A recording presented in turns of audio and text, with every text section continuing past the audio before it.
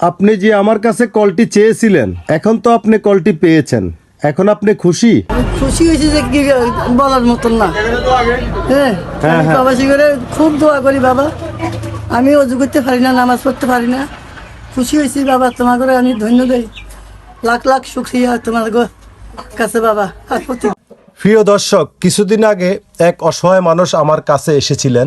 তার চোখে ছিল কষ্ট, মনে ছিল একটাই আশা, একটি পানির কল, যেন পরিবার পায় একটু স্বস্তির ভাষা। তার সেই ছোট্ট স্বপ্ন আজ পূরণ হতে যাচ্ছে।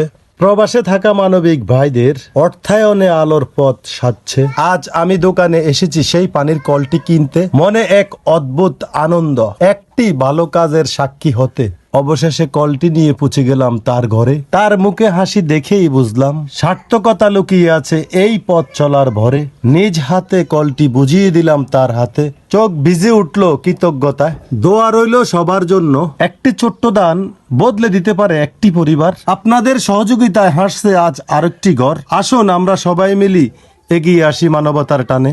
আপনাদের সামান্য সহায়তায় হতে পারে কারো জীবনের বড় প্রাপ্তির মানে। আল্লাহ যেন সকল দানশীল ব্যক্তিদের উত্তম প্রতিদান দান করেন। ধন্যবাদ সবাইকে।